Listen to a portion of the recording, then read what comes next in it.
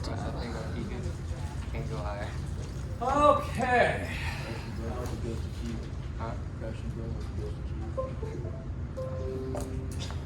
So I was stranded in Phoenix yesterday, so hopefully things worked out well. You got a little dose of Peter, which reminds me tonight, extra credit opportunity coming to the presentation. Starts at 6:30 at the Goppert Center. So you guys will get some extra credit. You got that email that I sent out? So if you bring a friend who's not in one of our classes, you can even get double extra credit. So the topic tonight is this class. It's on inflation. So it's called Inflation Fools. And I'm going to send out another reminder, but you guys should absolutely go. If you have practice or something, I'll talk to your coach. Your coach should let you go. This is an academic event, so your coach should cut you some slack if you got it. It starts at 6:30 though, so most of you maybe be done with your classes anyway. What day did you say it was? Today, tonight. Yep, it's tonight. So Dr. Jacobson, Peter Jacobson, he's the guy that talked to you yesterday, or that started the class because I was gone. So it's on inflation. And it starts at 6:30 tonight. And it's extra credit. So you can build up some points here. And it's double extra credit if you bring a friend. So maybe you can get your roommate or somebody else to come along too. We'll have popcorn and snacks and stuff. And so inflation's kind of a big deal right now. And that's part of what we're going to talk about this class. So, all right, questions on that? Tonight, 6:30, be there or be square. The old saying. How much extra credit? How much extra credit? Tons. So here's how extra credit works. So it'll be some points, and then also what it does for you is when we build up extra credit through the course, like if you're right close to a grade break, if you have the extra credit, it'll push you up. So it kind of serves twofold, that it'll if you come to that critical amount, then it'll push you up as well. So anything else? Yeah. What will our video project be graded for? From last term, this week. I was stuck. I taught the weekend in Phoenix, so grades are due by Friday. So it's this week, to answer your question. At some point. Finals too? The final two, yeah. Yeah, everything. You're going to have final grade by Friday. Anything else? That's for last class. Those of you who weren't. I see there's a few new faces in here. What? Where did you say this was? Above the library. So it'll be in the Goppert Center, above the library. Okay, anything else? All right, so here's the syllabus. I just posted it to Blackboard and sent it out. And so all of my contact information is here. So I've been at Ottawa for 11 years now. So I originally went to Iowa State University for my PhD in economics. And then the guy who I was scrubbing toilets and mowing lawns for offered me a slice of his real estate business. So I did real estate for about 18 years. I had my license, had a small sales operation. But we primarily specialized in college student housing. I had about 800 apartment units across the street from Iowa State, and got involved in new subdivisions and construction, and kind of dabbled with a little bit of everything with real estate, flipping houses. I own a few properties here in town, so I do still have my finger in it a little bit, but pretty much sold off all of my stuff then. I tell you that so that you know, on top of all the academic textbook stuff, you get a little dose of what life is like in the trenches here in econ class. I like bringing the real world stuff into the classroom as much as possible. So with macro, it's a little bit different than with micro, but that's a little background on me. I live in town. I just live a couple blocks from campus. And so I've got my contact information there and some office hours. But feel free to talk to me after class or before class or whatever. Usually after class we can have time to address some questions if you have any. Mindtap is the main textbooks thing that we have. So it is a learning management system And so those of you who had micro already, especially with me last term, you're already in it, right? So your subscription, you should be good to go. Those of you who didn't have it, you'll have to purchase it, but it is like a 2-for-1 special. So let me pull that up here.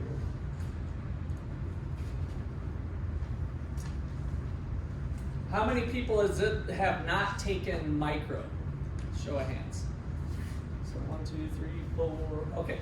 So yeah, you can take these courses in either order. So that's fine.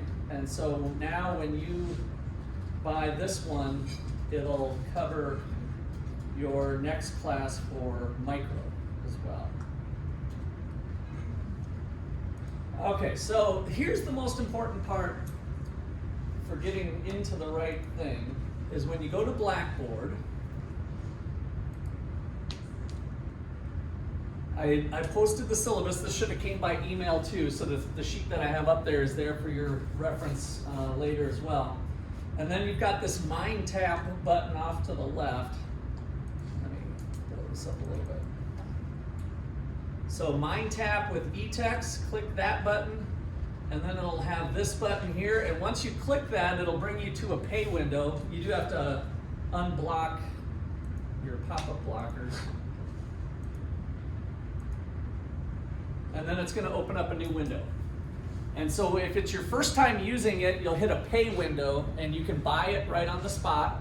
Or if you want to use your student account to get the materials, you can go to the bookstore and purchase an access code. So the pay window, you'll either be typing in an access code because you bought it from the bookstore, or you can buy it right on the spot with your credit card. And then there's also a free trial period if you're waiting for some money to come in. So I want everybody on the system, by Thursday we'll have some homework due already. So get on the system, get yourself set up. Here's the 8 weeks kind of lined up, and then all of your homework is in here. Anything with an orange dot, it says counts toward grade. This is the week 1 test. And then there's also some homework problems as you go through. And let's see, practice it. I should just let me expand all this. Collapse all, expand all. So if you expand them all, everything with an orange dot is a homework problem of some sort. Some of them are very short and very easy. Some of them will take a little bit longer. And then ultimately your weekly test right here, test for chapters, that covers chapters 3 and 18, which is the whole week. That's what we're covering this week. The test is what will kind of make or break your grade. So that's weighted the most in the overall points. Okay, questions or comments on that? That's just kind of a quick intro. Most of you have had it. It's the same system we were using for macro, but for those of you that are new, any questions? Again, make sure you link to it always from Blackboard, because this will put you in the right course. It's possible for you to buy that code and then sign up for it on the Cengage site, and that'll mess you up. You won't get to the right place. So make sure you click here to get into the right spot. Questions? All right. And then once you do that in the future, once you go to Blackboard, it'll just be a single sign-on. That's the way you'll always access the material too. Okay. So back to the syllabus. So that's what we're using. You can probably, it's not going to be real cheap this time, but you can get a 3-ring binder type of setup. If you do prefer a physical copy, you can buy that, but otherwise, I should have pointed that out here on the e-text. Let me go back to this. So the homework problems are here, and this will give you quick access to it. So exhibit number 7, press the button, and that'll bring you to a problem. This one's on graphing. And then off to the right here is the full book. So I guess I'm almost off screen, but these little icons, that is the full book. And so there it is, and there's the table of contents. So this book is micro and macroeconomics. That's why you pay once and you get the whole thing. So there's a lot of chapters that we are at the end that are for micro, just so that you know that is the tail end of the section. And then for macro, we're mostly in chapters 7 through 17, and actually we're starting 18, but that's going to be pretty much this course is that section of the book. And then of course it's normal e-text. And let me just go to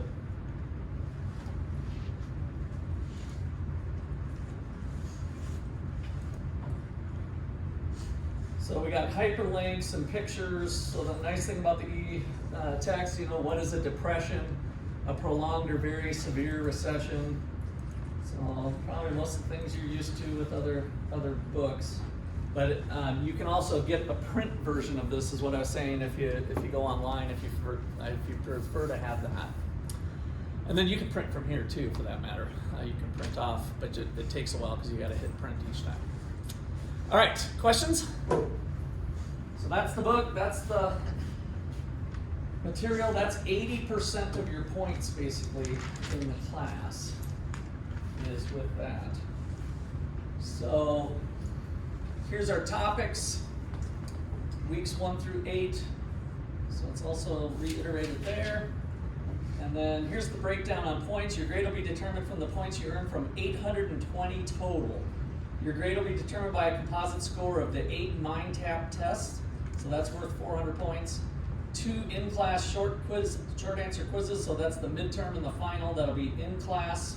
And how you study for those is you take good notes. So we'll be doing some stuff. I'm kind of a whiteboard person. Everything I put on the board, you put into your notes, and that's usually your best study material for the midterm and the final.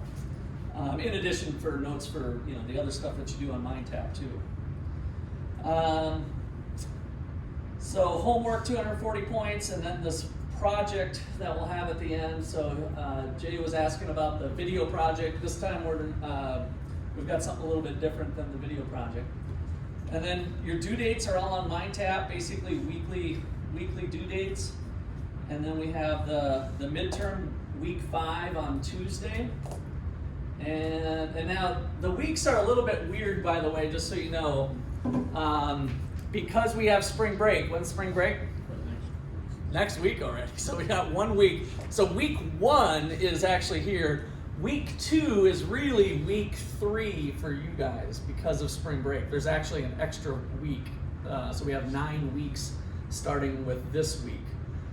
So when I refer to week 2 or week 3, I'm really talking the one excluding spring break. Okay, so just kind of keep that in mind. It won't really make much of a difference. We'll just be talking about this week's work when we do it. But so that's week 5 material, Tuesday week 5, and then the final exam will be in class the last Friday of class, our last meeting. We'll go over this a little bit later, but or in more detail, but let me just point it out to you. So this project with economic freedom or Bitcoin. How many of you own some Bitcoin? Any Bitcoin people out there? A couple of you. So Bitcoin's kind of a cool thing, and so give you the opportunity to learn a little bit more about Bitcoin as part of your project.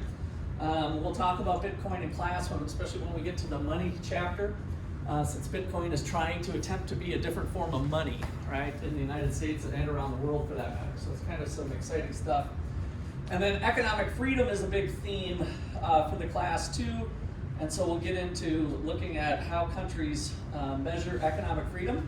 And so if you do the country one, you can pick any country. So maybe you're interested in Ireland, or Ukraine is kind of a hot one. That's a hot mess right now, unfortunately, with the crap that Russia and Putin is doing to it, right? But that could be a country to look at what economic freedom used to look like prior to the war. That could be interesting, or Russia for that matter.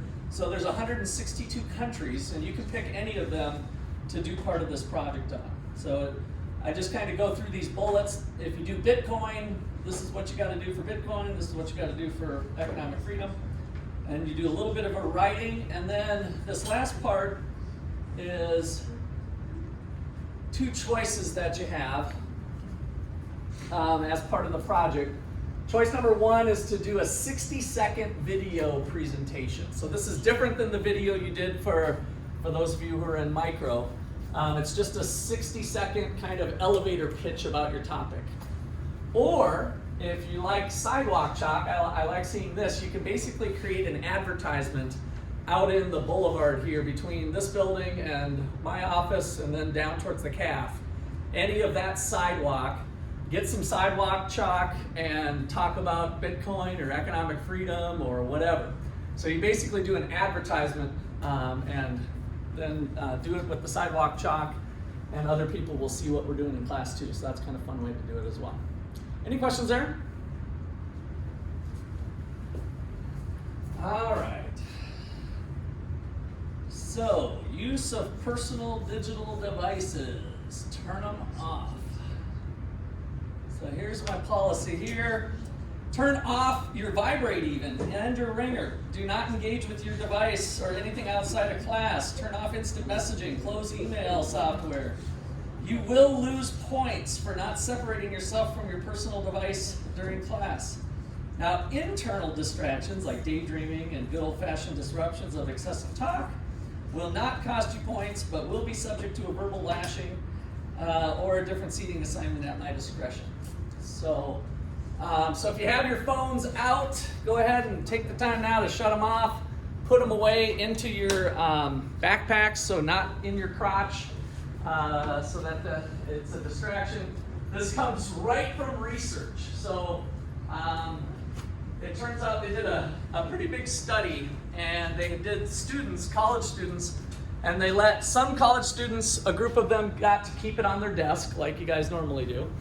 Other students had to tuck it in their backpack, and then the other students had to leave it in their dorm room. So it was a scientific study, and then after they took a class, they took like a quiz on assessment. Guess who performed the best? The dorm room separation, the backpack, or on the desk? Which one performed the best? The dorm room. So I'm not going to frisk you and tell you, before you come in or something with your phone, but you guys might want to challenge yourself, right? Might be a kind of interesting thing for you to do. Just see what happens if you leave your phone in your dorm room. And that's what college is all about. You can try different things, but kind of separate yourself. That's who performed the best. Second best was the backpack. And then the worst performers were the people on the desk. And it's pretty simple, right? We get distracted, we look at the time, it's flashing, there's noises, and so it's pretty easy to understand where that research came from. But it was a good scientific study that showed separating yourself from your phone is a good thing. Okay, attendance and participation. Oh, yeah, I'll get to that part here. Every now and then you may pick up a few extra credit points by dragging yourself to class and making it through a lecture time. You may also earn some of these points by answering correctly some of the tougher questions I stir up in class. Points can go the other way too. An incoming ring will cost you a point. So if you tucked it away in your backpack but it's still ringing. However, an incoming ring for me gets everybody who's present a point too. So I forget to shut mine off sometimes too. So if my phone starts ringing or beeping or doing other stuff, then everybody who's present will get extra credit that day. We'll get you a point. Okay, any questions there? Academic integrity. Don't cheat. The consequences can range from an F on the item involved to an F for the course and reporting to the dean. This one really doesn't apply, but APA is what we use for business, but for this class doesn't really apply. And we've got a student handbook. This is kind of an abbreviated syllabus. The Blackboard shell has kind of the full other components of the syllabus as well. And then if you have any special needs or special accommodations at the beginning, make sure you come and talk to me as soon as you can. All right, that is the syllabus review. Any questions? All right. So our first chapters that we did, Peter went over the demand curve with you, and I'm going to kind of shift gears. I don't do PowerPoint very often in this class, but I'm going to do a little bit of it for this chapter 3. So chapter 3 is a repeat. If you're wondering if you've already covered this, those of you who took micro, this is the same chapter 3. There's going to be some different problems and stuff, but it should come a little easier for you, hopefully, from doing what we did already in micro. And then we'll have the new chapter will be chapter 18, which none of you have had. We didn't cover that in micro. So I thought I'd kind of breeze through a little bit of what Peter did, and then we'll work on the supply curve. And then we'll get to the whiteboard here as well. So the law of demand. Price goes up, people want to buy less. That's the law of demand. But the law of demand is completely inaccurate. It's a lie without having some special words following it.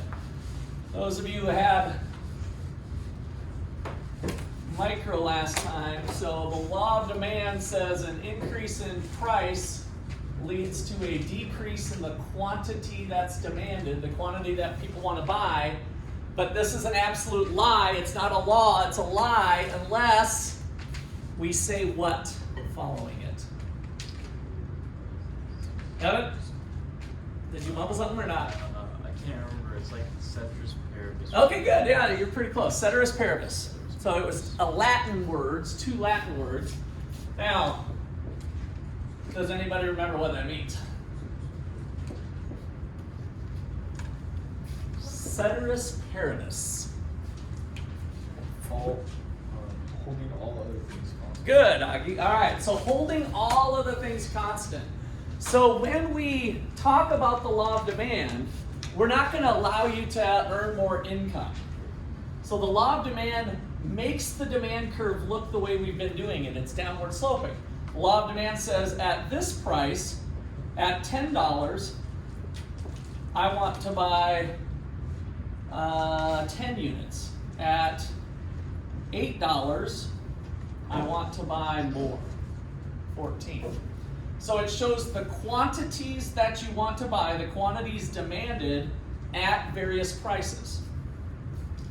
But what happens if I increase your income by 20%? What happens to this relationship here? It's going to shift, right? So that was one of the shifters that Peter talked about yesterday. So I used to want to buy 10 at $10, but now I want to buy more. I used to want to buy 14 units at $8, but now that I have higher income, I want to buy more. I used to want to buy this much, now I want to buy this much with more income. Down here at real low levels, I would have bought this much, but now I want to buy this much. And so what happened here is that this collection of dots, which is what I like to think of the demand curve, because it reminds us that A, there's an infinite number of combinations of various prices and various quantities. And if we make those dots, if we put enough of them together, it starts to look like a line. And so a line is kind of misleading. It's kind of helpful to think of it being a relationship of these two variables, the price, and since we're talking about demand, the price, which is measured in dollars, $10, and the quantities demanded. And so maybe this is at your income of $30,000 a year, and this is your income being $40,000 a year. Okay, now, does it always move to the right? No. Where else could it move possibly? What was that special situation? And I was talking with an increase in income. Do you always buy more of all goods? What type of goods was it? Feel free to look back in your notes, those of you who took micro. And this, I guess I don't know exactly how Peter presented this yesterday. I didn't look at what you guys did, but he told me he went over the demand shifters yesterday. So, Jay. So, normal goods and inferior goods? Good, yep, that's the section we want to talk about. So give me an example of an inferior good where now that you're making more money, you actually buy less of that good rather than more of it. Ramen noodles was our classic one. So as a college student, you're like, I'm all about ramen, I love ramen. And you probably continue to eat ramen. I still eat ramen once in a while, but you don't eat as much of it, right? So you used to buy 10 packages and now you buy one package to have once a month or something, right? So you slow down your purchases. So if a good is an inferior good, then when I have extra income, I'm actually going to buy less of it, which would be a shift to the left for an inferior good when my income went up. Now, I think I maybe had some of you guys thinking about another thing is, can this move to the left? Well, yes, a normal good, if you have a decrease in income, then all of a sudden like, oh, I better go buy some less goods than what I was doing before, less trips to the restaurant or whatever. All right, so that was some of our shifters that we had and the law of demand. All right, so let's kind of buzz through some of this here. This is the stuff you did yesterday. So the market demand schedule. So in this class, we're going to use math. And I know some of you are a little math phobic, like, oh, I hate math, math hates me, whatever. But you need to get over that. So we have part of your homework that's due Thursday in Mindtap is going through the basics of math that you're going to need for this course. So we're going to hit that square on and get it taken care of. And so there is 3 different ways that we're going to view math. I like to call it 3 sets of goggles that you get to wear in this class. So 3 goggles for class. So number 1 is your equation goggles. So equation goggles, this line here could be, I kind of wish it went up to the top, but what would be the equation? Let's say that sucker is at 35, 40, it looks like 45. So let's say that it goes up to 45. Does anybody remember how you do a line? An equation for a line. I'll give you a hint. Slope-intercept form. Who knows that generic slope-intercept form? Good. Y equals mx plus b. All right. So if that was 45, then what we're saying is that the b part is 45, right? And then what's the slope here of this line? Kind of hard to see here, but it looks like we're going 5 halves. So rise over run is what I like to do for the slope. So we've got rise over run. And so the rise over the run is we're going down, so it's a negative rise. So we're going down 5, and then we're running 2, right? So rise over run is 5 halves, or 2.5, times x, but which one's our x here? Is it quantity or price? Which one's the x in this graph, thinking about demand? Which one's the x, quantity or price?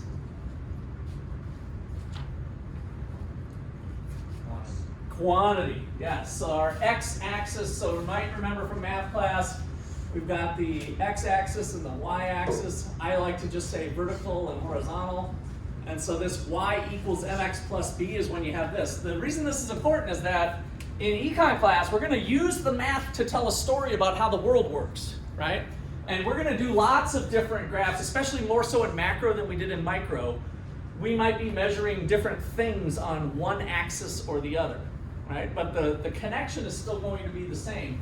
So here, our equation now would be price, that's our vertical axis, equals negative 5 halves x, which is now quantity, plus 45.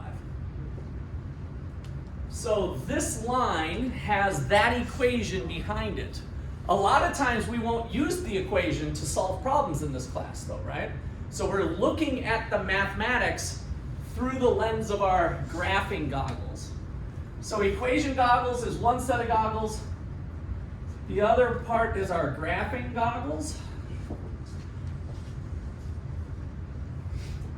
Our graphing goggles is this one, right? So we just simply look at 45 and we've got the demand, and then we went from 20 to 15, and then we went over from 10 to 12. We have a graph, and this equation is that graph. And then our last way we look at mathematics is through a schedule. So our last pair of goggles is our schedule goggles. Our schedule goggles is this. So here, instead of graphing it, we might just get a schedule of numbers that says, here's the connection between price and quantity for the law of demand. At a price of 35, people want to buy 4. At 25, they want to buy 8. At 5, they want to buy 16. And we don't need to use this one. We may want to, but we can go back and forth. So sometimes we might just use the equation to solve a problem. Other times we might just have a graph. Other times we might use the schedule. Any questions on that? Okay. So before I forget, I wanted to do attendance. And I can tell already if I don't do it while I'm thinking about it, all of a sudden the class will be over.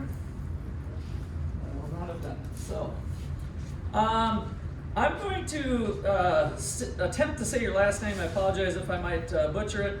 And then if you can tell me how you want to be addressed, if it's a nickname or abbreviation of your full first name, however you want to be addressed. So, Ali? Samad? Okay. Anderson? Augie. All right. Bankett? Kennedy? Burke? No Burke today. Okay. Burns? Will. Curtis? Oh, that was Sienna. She just stepped out. Okay. Daniels? Chris? Evans? Frank? Jackson? Going once, going twice. Franklin? Shay? Oh, somebody gonna lose points already? Yeah, I'll let that inside. Gamble? Drea.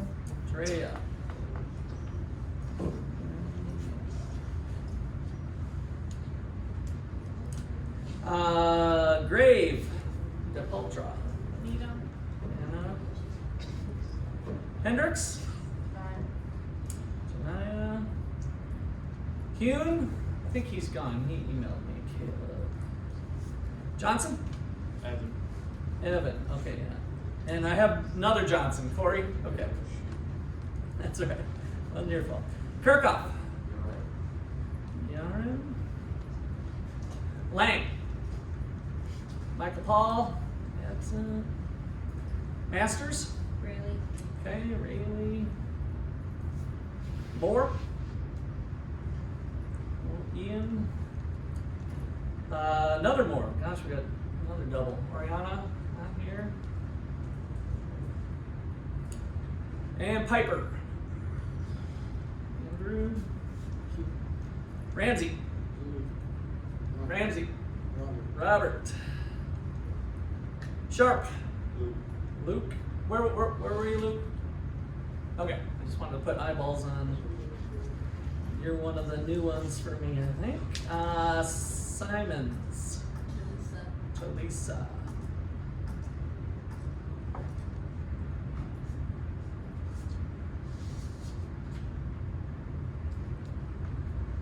And Sarenthra. AJ, not here. Thomas? Alright. Anybody I didn't call? Ah, quite a few of you. What's going on? Huh. You guys signed up a long time ago? I just got put back. Oh, you just got put back in. Oh, so you were late ads. I just printed this off from my class list. I guess I did it on Saturday. I got back in. Okay. Okay. So give me your. Actually, why don't you guys just see me after class? We'll come up and get you in. So So it was just 3 of you that weren't in? Okay. All right.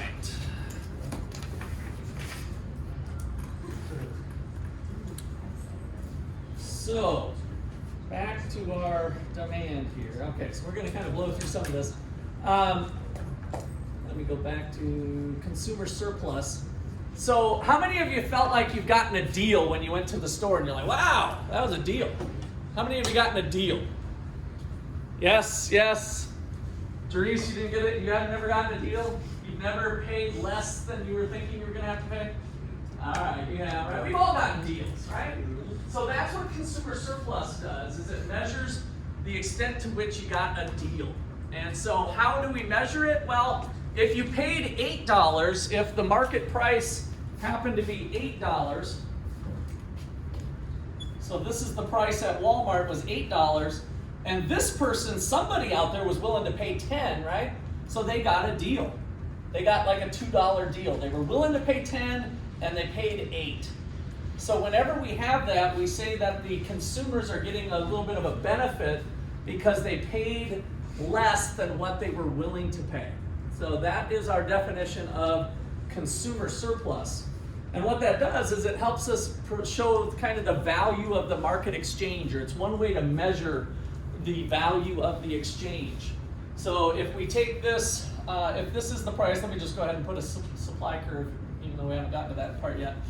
So the market price is $8, then we're just going to add up all of the values, and the difference between what a person's willing to pay, which is the height of the demand curve, and what they actually pay, which is the market price. And we do that for all of the units of everybody who bought the product, and we have this little triangular region identified. And how do we measure the area of a triangle? Base times height divided by 2, or 1/2 of base times height. So 1/2 of base times height would give you an area. So if this was, let me go 12, if this was 13, and that's 8, and this is 14, then we have $5, 13 minus 8 is 5, is our height, times our base, which was 14, and then 1/2. And that is going to give you a dollar value of consumers' welfare, we call it, or consumer well-being. Okay, questions on that? So I think Peter covered with you yesterday. So there's the consumer surplus. And then which one shows consumers being really responsive to price changes? In other words, the price changes a little bit and they buy a lot. Is that elastic or inelastic? So price changes, let's just make up some numbers here. Let's say price changes by 10% and you sell 30% more. So consumers are being very responsive to the price change. Is that elastic or inelastic? Elastic. Right. So a bigger response is the elastic one. And so that is captured by the steepness or flatness of the curve. So the steeper the curve is, the more it starts to resemble an eye, is my way I help you guys try to remember that. So the steeper the curve, if the demand curve is really steep, it starts to look like an eye for inelastic. So that's the unresponsive one. So we jacked up prices like for gasoline, which my wife told me it was the largest increase in gasoline in the history of the United States, or the history of the world, with how much gas prices went up yesterday, I think, or yesterday or the day before. Largest single day rise in gas. So we got lots of interesting topics to cover in this class with econ. We got wars going on, we got inflation. But so we go from $1 to $1.10, and basically, I guess if I'm using gas prices here, maybe we go from $4 to $4.10, or maybe we even go to $4.40, and basically we don't adjust our purchases very much, right? We're still buying the same amount of gas. Now eventually that's not true though. If gas goes to 10 bucks a gallon, what might you guys do differently? How might you change your behavior? Buy a Tesla, okay, that's gonna cost you a little money up front. Take the bus, bike, carpool. Carpool is a big one that people do. So, in other words, it seems like, oh, you can raise the price of gas and I'm always gonna buy the same amount of gas. No, you won't. Some people will, but not everybody, and especially if you get into bigger price changes. Okay. Changing demand, changing quantity demand. So these are our shifters that he went over. So income goes up, I buy more if it's a normal good. Number of consumers. So Ottawa has the population change when you guys come to class. What's our student population, roughly? How much? 800. Yeah, I thought I heard somebody say 300. Maybe I just misheard you, but or did you say 300? Did somebody say 300? But anyway, unfortunately we were at 350 at one point in our history, which was a very low point. Like Ottawa University was, getting close to having to close its doors without some dramatic change. So, so when we bring 800 students in August, what happens to the demand for pizza? It goes up, right? So the number of consumers will shift the demand curve all by itself, right? The number of consumers will shift the demand curve. Change in the price of related goods. So if you go to I haven't gone to this place. Anybody gone to this Grub and Chug on Main Street? It's a new restaurant that opened. It's called Grub and Chug. I don't know. I think it's like hamburgers and sandwiches. I don't think it's pizza, but if they have a beer special, so beer is normally $4 and it's beer night, and beer is $1. What happens to the demand for, if they sell pizza, what would happen to the demand for pizza if beer falls from a $4 a glass to $1 a glass? What happens to the demand for pizza? It goes up, right? So those two goods are related to each other. We tend to chug beer and eat pizza at the same time. So if one goes down, then that's going to affect the demand for the other one. Okay, expectations. They had a lot of this going on with the war in Ukraine on gas prices. And so if you guys heard that gas prices were going up, when do you want to fill your tank? Today or next week? Today. So your expectations about future increases in the price of gas causes the demand for gas to go up today, right? So our expectations can play a role. All right, demographic changes. So we might have a larger proportion of the people becoming old. So old people might demand something different than young people. So if we started off with people living to age 70, it was the expected life expectancy, and now it's 79. We have proportionately a lot of older people walking around. Well, older people have different demands than college students. So as demographics change, maybe with age and other cultural items, cultural things in society might change, that can change demand as well. And then finally, taste and preferences. Those can be altered a lot of times by celebrity endorsements, right? Maybe it's LeBron James is marketing a Nike shoe of some sort. And so all of a sudden that's the cool shoe to buy, right? Maybe your favorite entertainer is pushing stuff on social media, right? They're hyping it up. And so that's going, you want to be like that cool person. And so your taste or preferences could be altered. It could also be altered through information. So if information changes about the product, or it's a new product, they have to teach you about how much you're going to love it, how much this thing's going to change your life, right? When, I don't know if you guys have ever watched some of the old videos when Steve Jobs came out, and there's the movie, like the Apple movie, and he basically said, you don't know it yet, but this thing's going to change your life, right? And that was when he brought it out with the, for just music, was the first one. And then it slowly evolved into the phone. And so they kept rolling out stuff. All right, so that all can impact the location of the demand curve. All right, so now we're getting into the supply curve. All right, so the first thing here is to talk about profit. So what is the profit equation? If you're a business and you are looking to maximize profit. What is that equation? Especially those of you who came out of micro, we kind of hammered this all the time. What is that equation? Yeah? Total revenue minus total cost. Total revenue minus total cost. Good. So profit equals total revenue. And I ran out of whiteboard already. Minus total cost. Okay, so this is money in the cash register, right? So if we're running a business and we're selling just a single item, like I always like to bring up my son selling Kool-Aid and lemonade at the football stadium. In fact, since I have it open here, I think I have a picture. Because I always told students about it. There it is. Here's my son.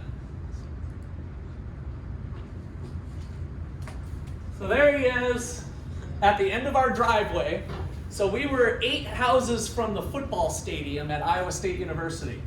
And so big D1 action, there'd be 10,000 people walking past our house on football day. And so at age 5 is when he started, he's a little bit older here, he was selling lemonade and pulling down about at least 100 to 200 bucks a weekend as a 5-year-old during the games.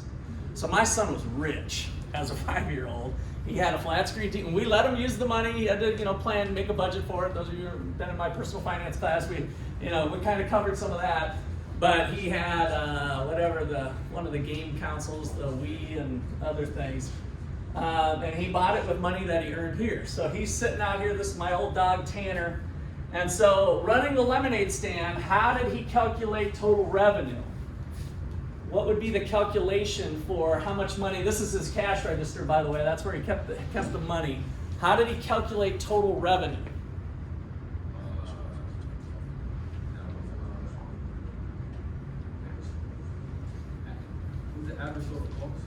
No, that's on the cost side. We'll get to that in a second. What's revenue? Total revenue.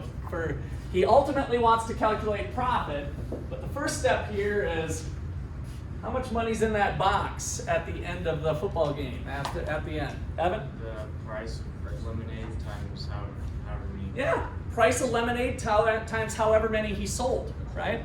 So if he sold 100 glasses at $1.50, he has $150 sitting in the cash register.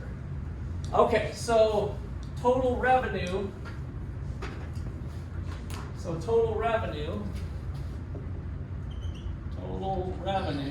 I should have just, instead of doing this, let me get my abbreviation. I wanted to write it out once. TR and TC.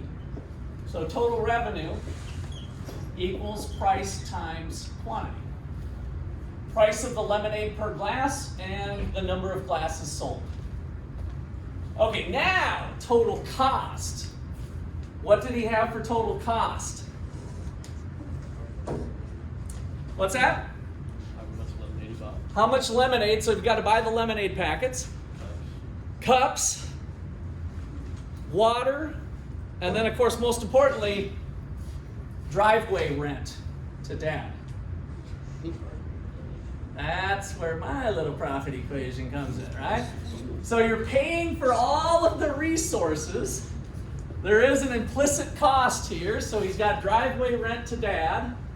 And now some of those resources are variable depending on how much lemonade he sells, and some of them are fixed. So which one is fixed? Driveway rent or the packets of lemonade? Driveway rent, right? It doesn't matter if he sells 100 glasses or 200 glasses. Dad had a deal that it was $50 to rent out the end of my driveway to my little 5-year-old. $50. So there's an implicit cost associated with running this stuff too. So our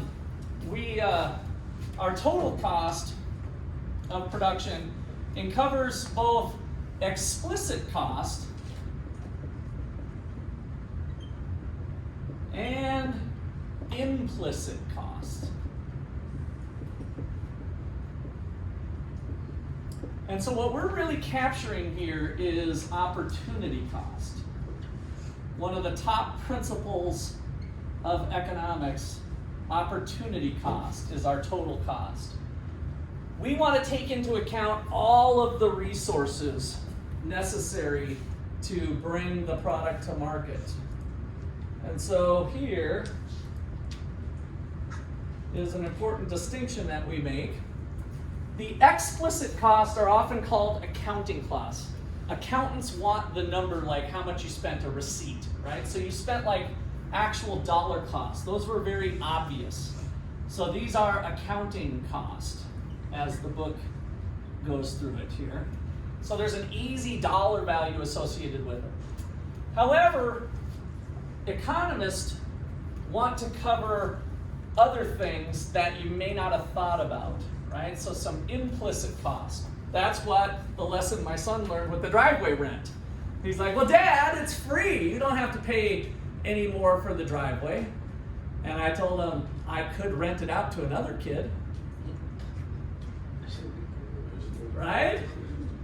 So there's an opportunity cost. I'm giving up an opportunity to rent it to somebody else.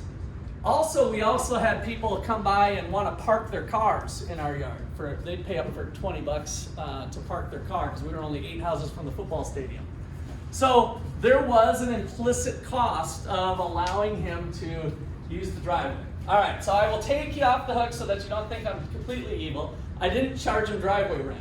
But was there a cost? Thinking about that. Yes, there was an implicit cost that I could have rented out the driveway to another kid, or I could have parked cars on it, or whatever, right?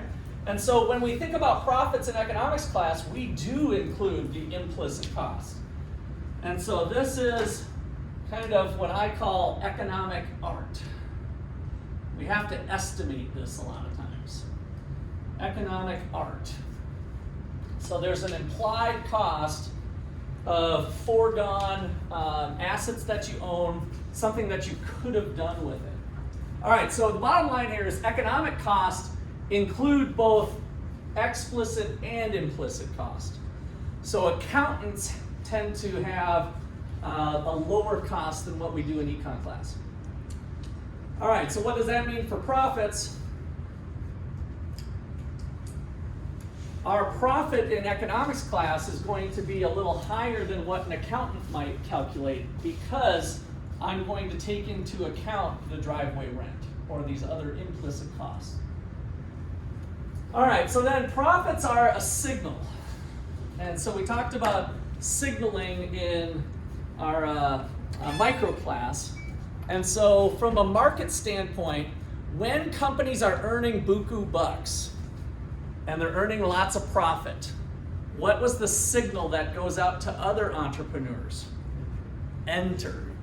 So this is a good industry, right? Pizza is doing good in Ottawa. They're making lots of money. So what happens? Another person opens up a pizza shop, right? So competition kicks in, and some of those profits, if they're really big, are going to go down when other firms come in. And so profits and losses, in a market system, the thing that gets underappreciated is that losses are probably more important than profits. So it's really a profit and loss system. You know, we want to maybe try to tax the rich because all we think about is the profit that they're making. But in reality, a lot of businesses lose money too, right? So they're risking value by putting themselves out there day in and day out to run their business. And so the losses are important because it helps you be more efficient, right? You're like, oh, why are we wasting money on this? We lost money, we need to kind of think about our operation, right? It forces you to be more efficient. Okay, questions or comments there? I'm sorry, what, Chris? Say it again? Okay. Well, no, I'd like to hear it since it was important to you. Oh, like the occupational licenses that we talked about with hair braiding and stuff? Yeah. So those could be barriers to entry, right? Is what we learned in micro. Yeah, absolutely. Okay. So Now we're to the supply part. So we have the law of demand, and so what is the law of supply? For our producer who's trying to maximize profit, the law of supply is just the opposite. Do sellers want high prices or low prices? If our equation for profits, so profit equals price times quantity minus our total cost. Does the seller of the product want this to be high or low? High, right? So the law of supply simply says an increase in the market price, the price at which my son can sell lemonade, would cause my son to want to offer more lemonade for sale, right? So my son would increase the quantity supplied. So if people really want lemonade and you can get a high price out of it, then that's going to induce the entrepreneur to increase the supply of it, the quantity that they're supplying. But once again, this is a complete lie. What's it missing?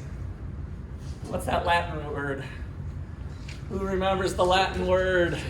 Ceteris paribus. Good. Goofy word with a mighty packing a punch here. So an increase in price leads to an increase in quantity supplied, holding all other things constant. Holding all other things constant is what ceteris paribus means, which I didn't write last time since I don't know where Peter left that with you. But so holding all of the things constant, like driveway rent, right? So if the price of lemonade for my son goes up 10%, but driveway rent doubles, he might not want to offer more lemonade if dad is putting the squeeze on him for driveway rent, right? So having the price of other resources change would not necessarily keep this relationship going, this positive relationship between price and quantity. Okay, so here's our schedule. We had an upward sloping relationship because of the law of supply. So at various prices, 5, 10, 15, 20, up to 35 for pizza, this is the quantity of pizza that the pizza place is willing to provide. How much are they going to supply? So it's almost like a survey question. We could go down and go down to Pizza Time here in Ottawa and say, if pizza was $20, how much would you want to make? Right? And they'd say 8. What if it was 25? We'd make 9. We'd make more, right? And so we're kind of getting the full analysis of how much pizza they'd be willing to supply at various prices. And the other thing to remember is that we can do it for Pizza Time, but to think about the market for pizza, we're going to all the pizza places. So I think I've never perfectly counted them up, but I think we have about 7 places in Ottawa. Pizza Time, Pizza Village, Casey's, if we throw in them, Pizza Hut. The Italian place has some pizza, so I think we're up to 5. Maybe we only have 5 in terms of real pizza in Ottawa. So we'd be getting answers to those questions from 5 different places is my point. And so at a price of 20, the answer from all 5 of them is what we're putting in here for the market supply, right? So if one person said, I'd supply, if Pizza Time said 10, Pizza Village said 14, and Casey's said 4, and Pizza Hut said 6. So let's just go with 4. Then it's 24 plus 4 is 28 plus 6 is 30. Everybody keeping up here? 24, 28, 34. So we have 34 pizzas supplied at $20, right? So it's the market supply is what we're really measuring here with this, in this chapter. We're thinking about the quantity of pizza in Ottawa, not just a particular place. Okay, good. Bum, bum, bum, bum, bum, bum. So producers have a surplus as well. So how much money are they making in total is called profit. But we can also look at the individual amount that they're making. So producer surplus is kind of like a profit, but it's not the same because it misses out on some fixed costs, which is a topic we get into in micro. For this class, don't really worry about it too much. You can kind of think of it, producer surplus is basically being a profit per unit. So the pizza place was willing to, the price of the pizza was here, and the minimum price that they needed according to the supply curve was here, and so it's like they made some money off that individual unit. And then we do the same thing for all of the units, and we get this triangular region again. Okay, questions on that? So it's like profit, so now we have kind of consumer profit, where wow, I thought I was gonna pay 20 bucks, I only paid 15. So it's like they profited a little bit, we call that consumer surplus. And now we have producer surplus, who we expect to have to turn a profit to keep providing it. And so those two things together end up being our benefit to society that we'll get into in a little bit. Okay, supply curves can be flat or steep as well. So are consumers, are producers very responsive to price changes or not? So it depends on the industry. And it might depend on the timing.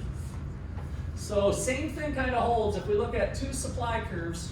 Let me, let's put this aside and I'll put them both side by side here. So which supply curve shows producers being very responsive to a price change? A or B? Which one shows a very responsive change in quantity supplied? A or B? A. So here we have, if we were to kind of hypothetically take a $2 increase from $10 to $12 for pizza, and we have 10 units here, and with 12, we jump to 30. Over on this graph, the response was very small. So if we were at 30, we went to 32. So a very small response.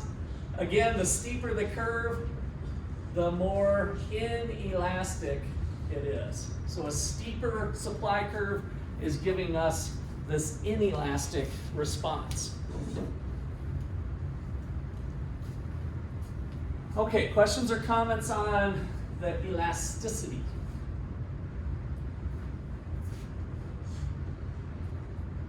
All right, so there's that picture.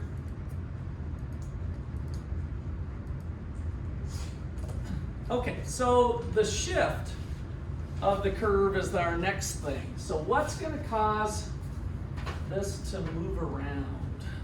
I need my eraser. I think I'm going to actually put this up.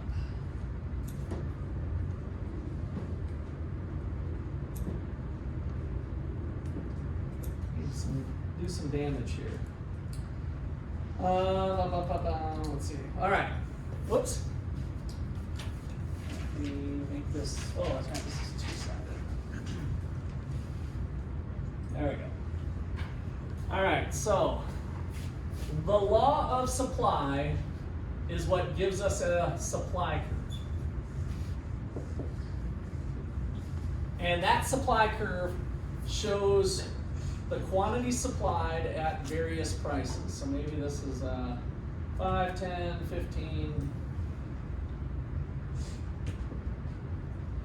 And so at $5, we had 30 pizzas.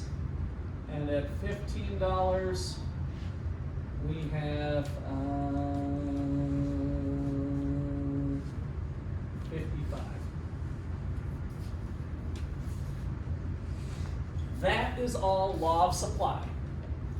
And now what we want to make a distinction of is the difference between the quantity supplied versus the supply curve, the whole relationship. So basically we have supply shifters that are going to move this thing around. And so that's what we'll do next here. Supply shifters. What causes this thing to move on us? So what are some things that would cause, I mentioned one kind of already here, I guess with my example with my son. What causes him to change the supply? The price of the resources. Good. So if the driveway rent went up or lemonade prices went up, so really the most important one probably on this list is the change in resource prices. Resource prices are basically the cost of supplying the good. Cost of supply.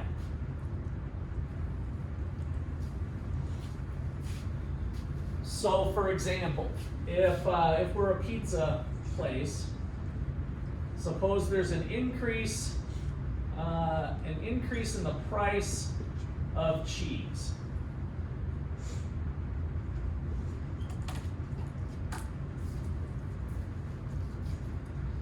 If there's an increase in the price of cheese is a pretty important resource in making pizza? Yeah, okay, so it's right up there. So is that going to cause the supply curve to move to the left or to the right? To the left, right? So I used to want to supply 55 pizzas when the price of cheese was, I don't know, let's just say the price of cheese is equal to $80 a block. And now, because of cheese prices going crazy, they're now $100. So at $100, I used to want to supply 55 when cheese was 80, but now I only want to provide 30. Let's not do 30, because then I don't want you to think that they're necessarily connected that way. But maybe it's, let's go somewhere in between here. Now I'm only going to supply this much. At $10, I used to supply 30 pizzas, but now I'm only going to supply this much. At $5, I would have supplied this, but now that cheese prices are higher, I'm only going to supply this amount. And this amount at this price. I used to supply this amount, but now I'm going to supply less. And so that supply curve relocates itself with the price of cheese being $100 a block. They're not going to produce as much cheese. And so the whole relationship shifts to the left in this case. Questions or comments on that? All right, so an increase in the price of cheese leads to a decrease in the supply, which is a shift to the left. And so we could talk about the price of machinery, the price of dough, the price of workers, right? All kinds of things. All the resources that go into pizza production, any of those are fair game to move one direction or the other. If there's a decrease in price, it would move the other way. Okay, good on that one? Number 2 on the supply shifter list is a change in technology. So I'm going to use a little bit of math notation here. A triangle, a little delta, you might remember some of you from your math classes, is the change. So a change in technology. A change in technology. So there's a new innovation in pizza for the pizza oven. And maybe it's some sort of air fryer thing, it blows air around. So if there's a change in technology and pizzas can now be made faster, what's going to happen to the supply curve? It's going to increase, right? So a technological innovation causes the supply curve to shift to the right. So an increase in technology, technology is kind of weird, it can't really go down, but an increase in technology leads to you being able to produce more pizza, so that would be an increase in supply, a shift to the right.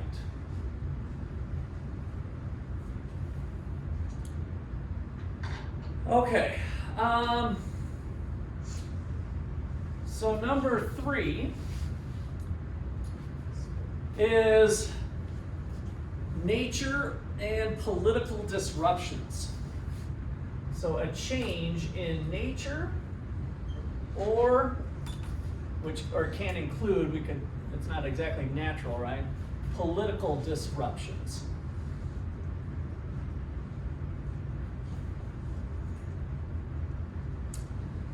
So war in Ukraine, what's happening to the supply of pizza in Ukraine, unfortunately? It's way down, they're not even there, right? So some sort of political disruption, it wouldn't have to be war, but that leads to a decrease in supply. Same thing if we talked about a hurricane or something else. Now, a hurricane could actually increase the supply of what? Resources. What kind of resources? Water, batteries, generators, building materials, right? That Home Depot and Menards and Lowe's, they all increase the supply because of the hurricane. So different markets could be impacted differently on that one. Did I see another hand up for a question? Or? Okay. So last one, number 4. Number 4 is a change in taxes. So if you're a business and you have an increase in taxes, what happens to the amount you're going to be supplying? It's going to go down. So an increase in taxes causes a decrease in supply. A shift to the left. All right, so make sure you get into Mindtap. We're going to have stuff due Thursday night. So if you're not into Mindtap, make sure you get in there as soon as you can. And we will wrap up. Got a little bit more on supply and demand, and then we'll be moving into international trade. See you Thursday. And remember, extra credit tonight. I'll send out another reminder, 6:30. Yes.